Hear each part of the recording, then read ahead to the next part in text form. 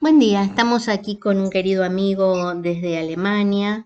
Lo hemos consultado varias veces, estuvo en más de una oportunidad en Voces y Contexto y nos interesa mucho su visión. Él es politólogo y es periodista y es un especialista además en economía social. Así que le damos con mucho cariño la bienvenida. ¿Cómo estás, Darío? Hola Adriana, ¿cómo estás? Bueno, saludos a todos y a todas. Un gusto estar nuevamente conectado con vos y con ellos, con ellas. Bueno, es mutuo.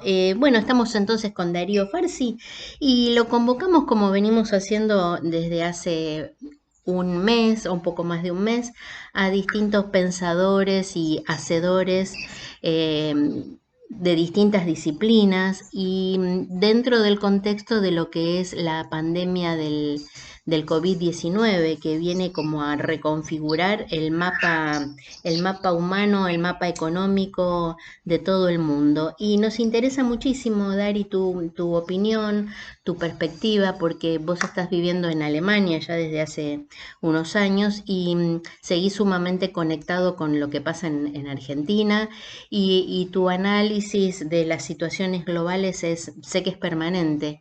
Entonces nos interesaba mucho conocer tu visión sobre este proceso que estamos atravesando. Bueno, más que nada, yo creo que el punto, tenemos que pensar que en este momento la pandemia o lo que ha venido sucediendo desde diciembre, enero, donde han surgido los primeros casos de esta nueva vieja enfermedad, porque bueno, es una mutación de una enfermedad que ya conocemos desde la década de los 70, eh, se aplica o tiene efectos diferentes en la medida o vinculado a los países y las regiones, ¿no? Yo creo que eso es una variable muy importante para entender la situación que estamos viviendo, que es a diferencia de otras pandemias o de otras enfermedades, una de las pocas en las historias, digamos, contemporáneas de los últimos años, que ha afectado a los centros mundiales y sobre todo a las poblaciones con mayor acceso a la salud, con mayor acceso a los viajes, al consumo. Y creo que eso hace una gran diferencia, más allá de que uno pudiera llegar a pensar de que, bueno, teniendo en cuenta una pandemia eso no es tan importante, pero en este caso creo que sí, porque afecta y tiene un impacto muy importante en los medios. Solo para poner un ejemplo, Sí. cuando empezó la pandemia, empezó en China, en Wuhan, y se sumaban los casos, se aumentaba la cantidad de casos, ninguno de los estados estaban completamente, ni los Preocupado, medios estaban claro. preocupados o atentos al tema. Era bueno, si una enfermedad más de China, no era tan relevante. Cuando la enfermedad, digamos, explotó en el norte de Italia, por eso también hay que tenerlo en cuenta. Italia, nosotros solemos hablar y decir, bueno, Italia tiene este problema. Bueno, no es toda Italia, principalmente es el norte de Italia. El sur de Italia tiene casos, pero no tantos como en el sur. Y eso también es algo raro, o sea, una enfermedad que aterriza en Europa, se expande por toda Europa y donde el foco hasta el hábil manejo de la pandemia por Trump, el epicentro de la enfermedad estaba en Europa. Y eso es algo raro, porque si nosotros vemos las otras enfermedades, la gripe aviar, la gripe porcina, el ébola, digamos, enfermedades que pasaron o pandemias de los últimos 20 años, ninguna de esas el epicentro fue en Europa. Casi siempre era África, era Asia. Y eso para los medios es importante. Y los medios cumplen un rol central a la hora de expandir o frenar el miedo, la paranoia, etcétera. Y como ya sabemos, ya por todo lo que hemos venido viviendo en Latinoamérica, pero en todo el mundo también, los medios no solo determinan opiniones públicas, sino que también terminan determinando políticas públicas, acciones gubernamentales, toma de decisiones. Entonces, yo creo que eso es una variable muy importante para analizar la pandemia.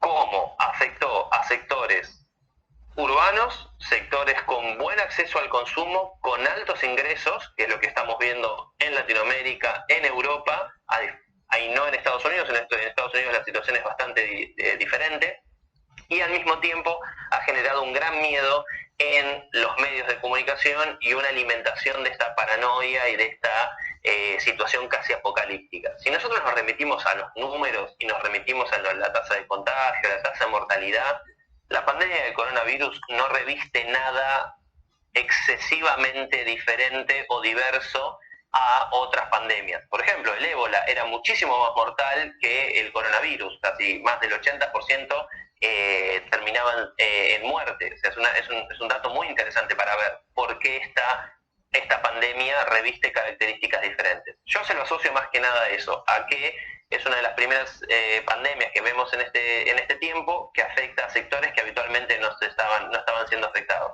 Un ejemplo concreto, más allá de lo general, ¿cuándo hemos escuchado que una pandemia originada en Asia o una pandemia afecta a primeros ministros? La primera vez creo yo, en los últimos 50, 60 años que el primer mandatario de una de las principales potencias del mundo, como el Reino Unido, tiene la enfermedad que está afectando a millones de personas en el mundo. Eso reviste, creo yo, también una característica diferente. Al mismo tiempo, y con esto termino, me parece que otra de las características importantes es que estamos viviendo en una etapa donde una pandemia resulta, no sé si voy a decir conveniente, porque eso se suele utilizar con una especie de voluntad política para algo, pero sí me parece que resulta funcional a todo un sistema que se ha venido preparando y se ha venido gestionando en torno a este tipo de pandemias y en torno a este tipo de miedos de exterminio generalizado de la población. Si en algún momento fue el comunismo, si en algún momento fueron los terroristas, creo que lo que estamos viendo en el siglo XXI, o más bien la segunda década del siglo XXI, es que los grandes poderes concentrados, los grandes estados, se vienen preparando a la población para estas situaciones de excepción, estas situaciones donde la excepción es la regla y la normalidad democrática empieza a ser la excepción, por más contradictoria. Como decía Carl Schmitt, el estado de excepción es donde nosotros podemos analizar y donde podemos ver verdaderamente cómo funciona una república o un estado. Entonces me parece que...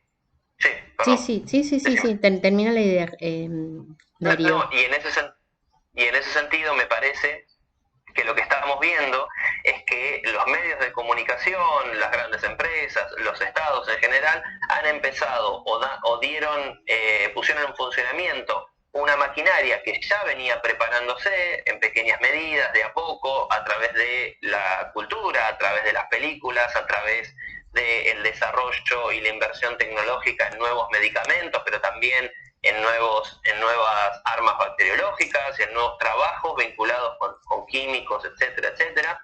Se ha venido gestionando un mundo de la pandemia. Y bueno, lo que se ha venido gestionando eventualmente sucedió y casualmente tenían preparadas excelentes herramientas como el reconocimiento facial en China para que la población sea más eficientemente controlada. Bueno, de ese tema vamos a seguir hablando luego con respecto al control social. Pero te quería preguntar cuál es tu visión sobre estas reflexiones que vemos en los distintos medios. Esto llama la atención un poco, bueno, todo llama la atención porque todo esto es nuevo.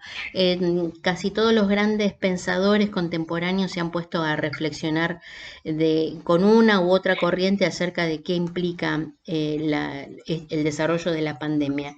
Y vemos que hacemos análisis un poquito acelerados, ¿no? Es decir, algunos lo veníamos viendo desde hace mucho tiempo, pero vemos que masivamente se empieza a cuestionar un sistema que hace mucho ya no funciona, ¿no? Y empieza a ponerse de relieve nuevamente y en discusión y análisis el rol del Estado.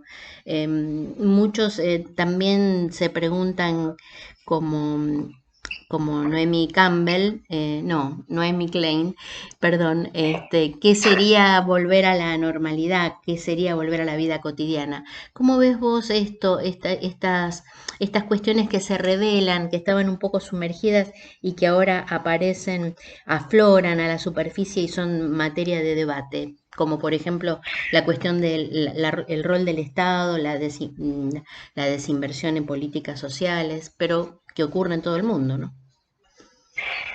Yo creo que en ese sentido es importante ver que estas hace una situación que resulta nueva en su especificidad, pero que al mismo tiempo resulta relativamente normal o razonable en términos sistémicos. ¿A qué me refiero con esto? Crisis, pandemias, enfermedades, desastres ambientales, siempre han sucedido, siempre han existido en la historia contemporánea de la humanidad, pero es cierto que debido a cómo está el sistema en este caso capitalista a nivel global, las respuestas cambian y se van modificando. Entonces, ante un hecho natural o un hecho no social, como por decirlo de alguna forma, digamos, no controlable, como una pandemia, creo yo que las respuestas están basadas en algo que ya existe, que ya preexiste. Y en este caso, ¿qué es lo que preexiste? Lo que preexiste es, sobre todo, la crisis del sistema político, económico y social del capitalismo. O sea, que el mundo está en crisis no sorprende a nadie, que la crisis del 2008 fue el resultado de la crisis del 2001 y que la crisis que vemos actualmente económica, sobre todo económicamente hablando, es el resultado de la no solución de los problemas del 2008. Una de las cosas interesantes que lo dice otro de los autores que me parece que es muy acertado, su análisis en este momento es David Harvey, que él viene del Reino Unido, es un geógrafo marxista. Lo que él plantea es, nosotros analicemos, por ejemplo, una de las cosas, uno de los fundamentos de la salida de la crisis del capitalismo del 2008-2009, que es la especulación financiera en torno a una de las industrias que explotó exponencialmente, que es el del turismo. Desde el 2008 hasta la actualidad, más o menos en 10 años, la cantidad de turistas en el mundo se duplicó. Claro. Entonces, ¿qué vemos? Una de las cosas que vemos es que esta crisis lo que está afectando es a uno de los polos centrales en donde el capitalismo había puesto su posibilidad de reactivar el flujo del capital y la valorización del capital. Otro de los golpes más fuertes que ha tenido esta crisis sobre el capitalismo es el precio del petróleo. El precio del petróleo, que fue uno de los estandartes del gobierno de Trump y de la disputa geopolítica en los últimos 5 o 6 años. Hoy en día ya casi no tiene sentido producir con fracking porque es excesivamente caro y el barril de petróleo no vale la pena.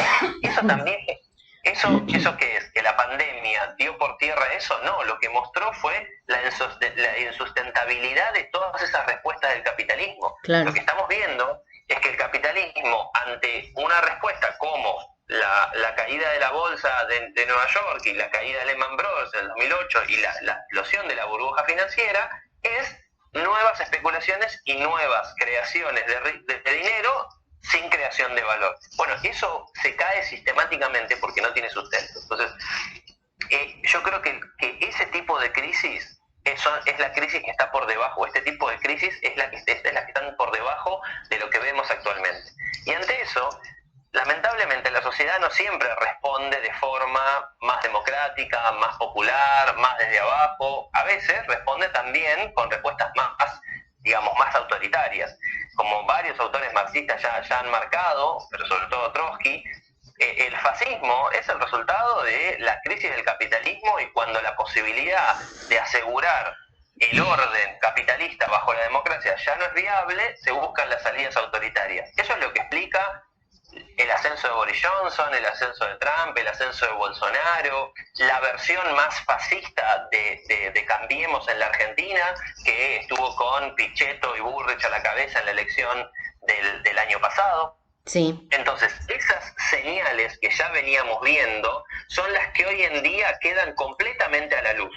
Todo lo que pasó el año pasado con los grandes movimientos juveniles en contra del cambio climático, hoy en día encuentran una perfecta, se transparentó la crítica que ellos venían haciendo. Lo que ellos venían diciendo, esto no da para más, ahora queda completamente transparente. Ya nadie puede decir que el sistema capitalista es sustentable. Un mes sin las cadenas internacionales de valor y el capitalismo se cae por su propio peso.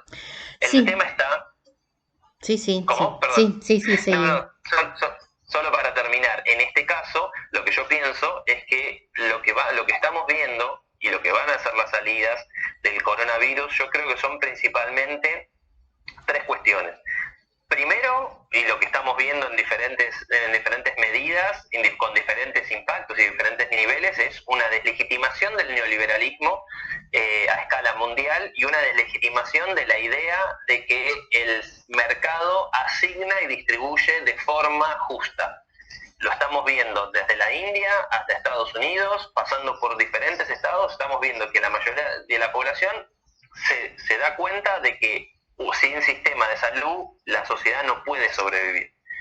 Segundo, lo que estamos viendo es un fortalecimiento del control social y un fortalecimiento de las salidas, no voy a decir todavía autoritarias, porque creo que todavía no estamos ante eso, porque radican con otras variables. Creo que sí, lo que estamos viendo es una aceptación social del control, y que ante la pandemia y ante el miedo de la extensión de la enfermedad, los mismos ciudadanos, las mismas personas, adoptan políticas coercitivas y moralistas frente a sus pares. Por eso digo, no solo tiene que ver con el Estado, sino que tiene que ver también con una población que pide más medidas restrictivas y que pide un mayor control social y una mayor represión.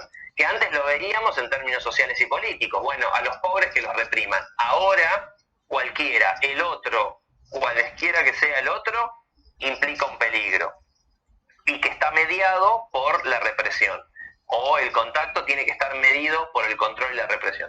Y un tercer punto que yo veo, que es algo que ya veníamos viendo el año pasado, por ejemplo el año 2019, bajo diferentes observatorios de situaciones sociales, han marcado que en el 2019 fue el año con mayor conflictividad social desde que se tiene registro. En ese sentido, lo que implica es que el aumento de los conflictos sociales va a seguir incrementándose. Entonces, estas tres variables, la legitimación del neoliberalismo, el aumento del control social, tanto regional, subjetivo como estatal, va de la mano también de un aumento de la conflictividad que se va a empezar a dar y se va a empezar a ver, por ejemplo, en el caso de India, donde ya hay grandes manifestaciones porque la gente no tiene alimento, no tiene para comer, se van a empezar a dar. Entonces, esas tres variables que yo veo que están pasando pueden dar diferentes resultados. Esperemos que sea uno más en donde los sectores populares tengan mayor poder de decisión y donde la crítica al neoliberalismo no termine en una defensa del fascismo, ¿no? Claro, llegamos a este punto, Darío, y me gustaría avanzar, porque de acuerdo a este balance que vos estás haciendo y a estos tres puntos que estás marcando, ¿cómo pensás vos? Bueno, esto ya sería futurología, pero entre nosotros nos podemos animar y con los amigos de Radio Caput. ¿Cuál sería, cuál crees vos que podría ser el balance entre estos factores?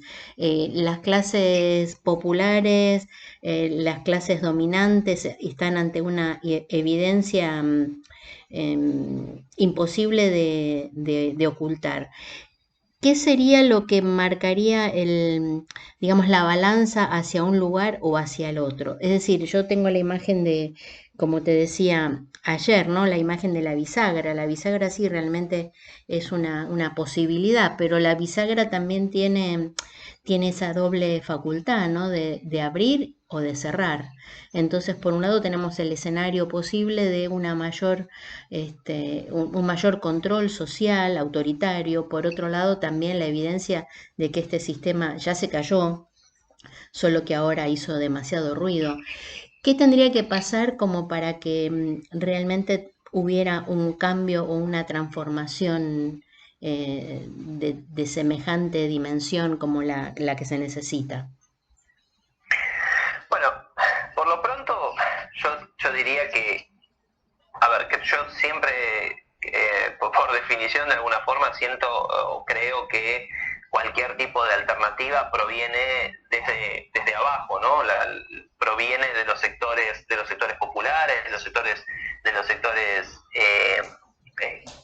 militantes, de los sectores digamos, trabajadores. Yo creo que esos son los sectores que pueden realmente plantear una agenda alternativa. Cualquier propuesta que venga desde los burócratas o desde los partidos del establishment o desde los grandes empresarios no creo que dé mucha respuesta, porque básicamente lo que tenemos que hacer para realmente construir una alternativa a esta situación es básicamente cambiar el sistema como lo entendemos.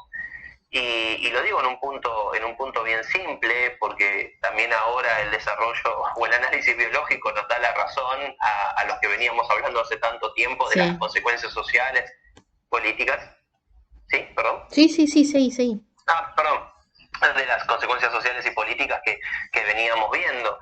El desarrollo de un virus con tanto nivel, con estas tasas de contagio, que ya lo veníamos viendo antes, está vinculado y está estrechamente vinculado con el sistema de producción alimenticia. En un dato bien concreto, un virus que proviene de animales y se pasa a los humanos, como se cree que es el coronavirus, o el COVID-19, tiene que tener una tasa y un grado rápido de infección y de contagio para poder sobrevivir a la matanza acelerada de seres vivos en la que está basada nuestro sistema alimentario. ¿A qué me refiero? Un hecho bien concreto. Si un pollo es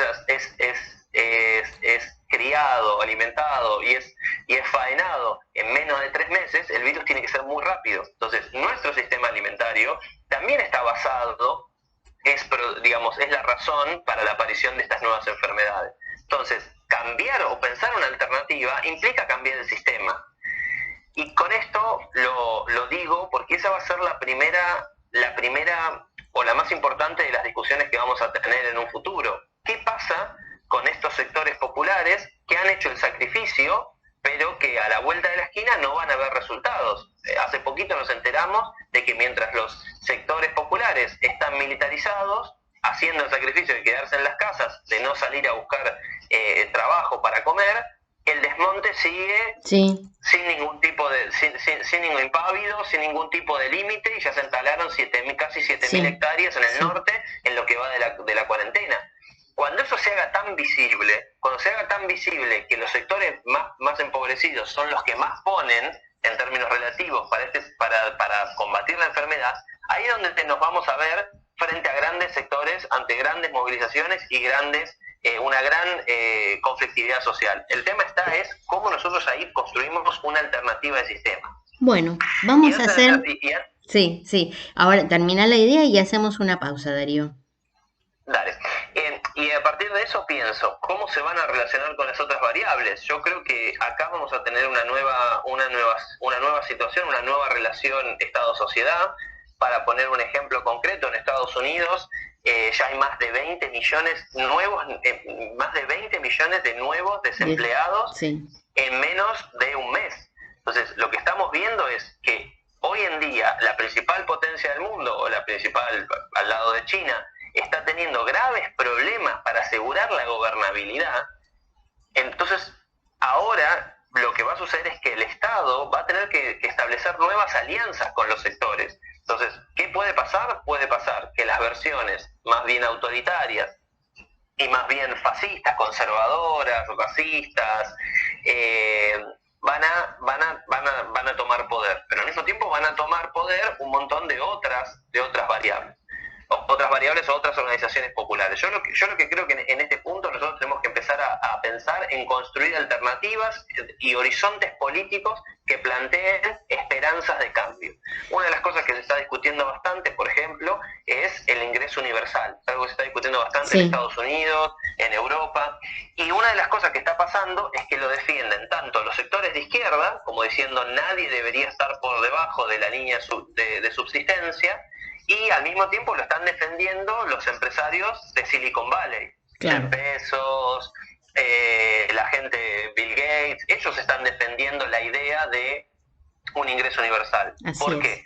Porque lo que están definiendo es que el capitalismo ya funciona tan mal y está tan concentrado que ya ni siquiera asegura la tasa de ingreso mínimo para la reproducción de la fuerza de trabajo. Entonces le quieren pedir al Estado que se haga cargo de eso. Claro. Entonces, vamos a entrar en el futuro a nuevas visiones de cómo funciona el capitalismo, cómo funciona el Estado, cómo funciona el trabajo. La tarea, me parece, de los sectores progresistas de izquierda es empezar a tener medidas políticas concretas que auguren que no nos roben mueven esas variables, porque si los que determinan esas variables del ingreso mínimo son los de Silicon Valley, te aseguro que para los sectores trabajadores no va a quedar nada. Entonces creo que ahí se va a venir un debate muy grande en torno a ideas y a proyectos políticos.